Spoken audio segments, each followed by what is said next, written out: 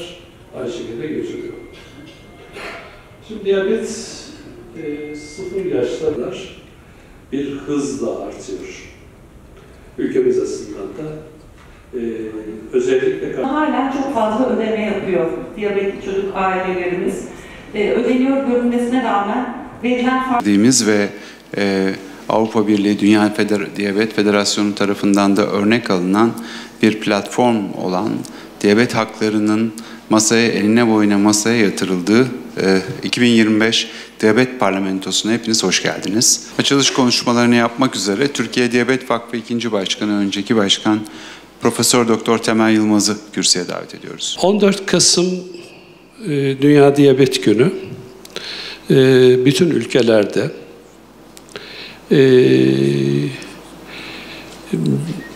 büyük etkinliklerle kutlanır. Diyabet dünyanın en büyük sağlık sorunlarından bir tanesi. IDF 600 milyon diyor ama bana göre 900 milyonun üzerinde bir hasta var. Bizim ülkemizde yaptığımız hesaplara göre 12 milyonun üzerinde bir hasta var. Yine resmi açıklamalardan da 10 milyon civarında diyabetli hastalığı nedeniyle ülkemizde tedavi görüyor. Aynı şekilde ilaç alıyor. Şimdi diyabet iyi izlenmediği zaman çok ciddi organ hasarlarıyla gidiyor.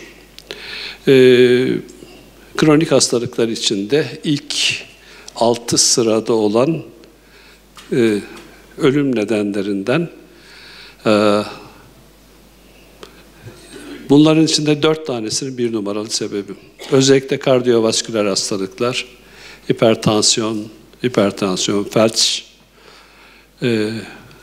obezite, kronik böbrek yetersizlikleri, 20 yaş üstü görme kayıpları, trafik kazalarından sonra bacak amputasyonları, bunların hepsinde diyabet bir numaralı ana neden. Kayıtlı 10 milyon üzerinde diyabetli var. Tabii sadece kayıtlı olanlar dışındakilere bakarsanız bu %40 civarında da kayıtlı olmayan diyabetli olduğunu biliyoruz. Prediyabet ve obeziteyi dahil ederseniz oran çok daha yükseliyor.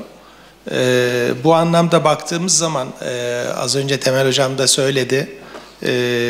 Maliyet açısından kamu bütçesinin önemli bir kısmını, sağlık harcamalarının diyabet ve diyabetle ilişkili komplikasyonlar oluşturuyor.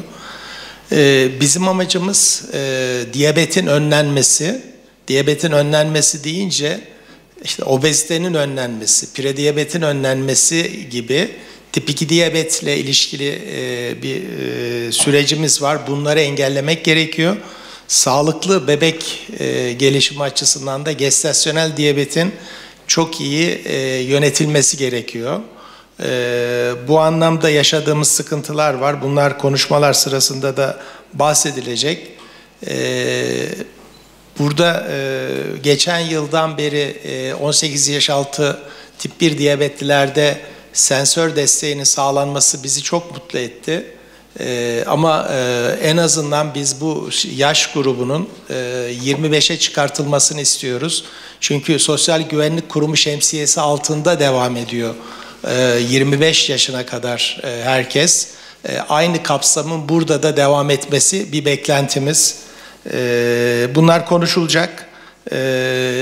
Bir diğer önemli şey, şimdi kronik hastalıkların yönetiminde kullanılan ilaçların rapor çıktıktan sonra 1 yıl süreyle eczaneden doğrudan 3 aylık paketler halinde alınması ile ilgili bir uygulama başlamış durumda.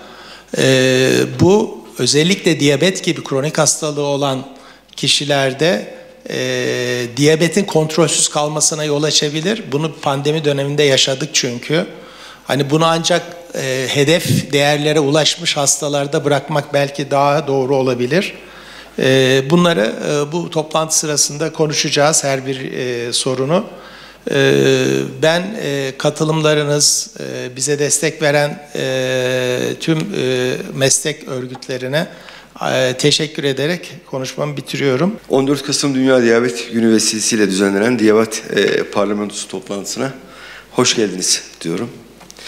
Tüm dünya ülkelerinde olduğu gibi ülkemizde diyabet sıklığı ve yol açtığı komplikasyonlar nedeniyle en önemli kronik hastalıklar arasında yer alıyor.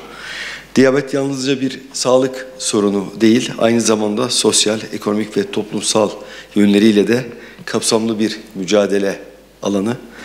Sosyal Güvenlik Kurumu olarak diyabetli vatandaşlarımızın güncel tedavi seçeneklerini ve bunlara erişimi kolaylaştırmak amacıyla geri ödeme komisyonlarımız vasıtasıyla çalışmalarımız aralıksız devam ediyor. Şimdi burada pediatristleri hiç konuşmadık. Pediatristler adına sevgili İlknur Hoca'ya öncelikle söz vermek istiyorum. Oradan başlayalım, çocuklarımızdan başlayalım. Ben tabii ki pediatrik diyabetle ilgili tüm sorunları veya tüm beklentileri özetleyecek vakite sahip değilim ama şunu paylaşmak istiyorum. Geçen sene 18 yaş altına sensörlerin verilmesiyle birlikte gerçekten klinisyen olarak büyük bir tablo değişimi yaşadık. Yani şimdiden Türkiye kazanmaya başladı. Sadece insani yönden değil, maliyet etkinlik yönünden de teknolojilerin çoğalması her tarafı gerek hizmet sağlayan gerekse hizmet alan tarafı mutlu ediyor.